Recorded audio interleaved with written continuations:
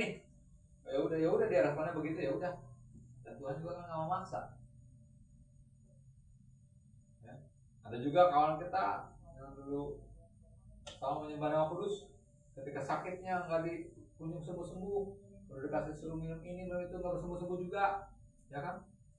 Dengan berbalik kepada yang lama itu nggak masalah. Ya. Respon, makanya saya bilang katakan respon. Ya. Dan Tuhan juga nggak memaksa. Ini dia rahasianya, kita harus pahami, harus memahami. Seperti itu. Demikian. Juga yang menolak tentang pengetahuan, ya. Ya, perubahan, alergi yang perubahan. Ya. Tetap NKRI gitu kan, misalnya kalau bahasa ini ya bahasa keren. Oh, saya nggak paham tuh.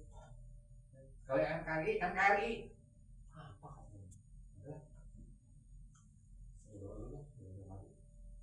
Teleponnya begitu ya. Nah juga bilang, saya mau ikut yang suara terbanyak. Wah, ya udah.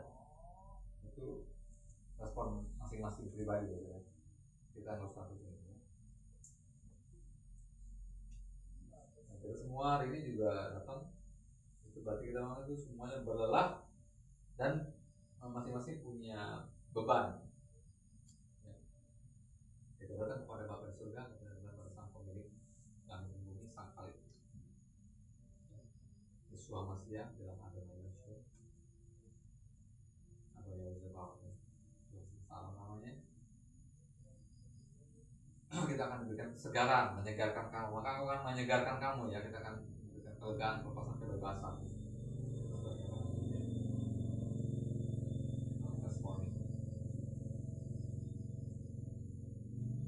Dengan firman Tuhan katakan yang ketika orang selamat di Serambi Salomo itu berapa Serambi 5 Serambi kalau kata saya ber 38 tahun dia itu lumpuh. Semua ada menunggu di pinggir kolam itu, kolam Bethesda apa kolam apa? Kolam Siloam. Kurang ingat.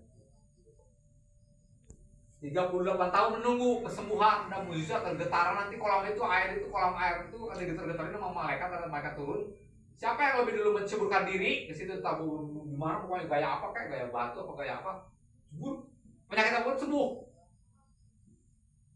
Nah, mujizat.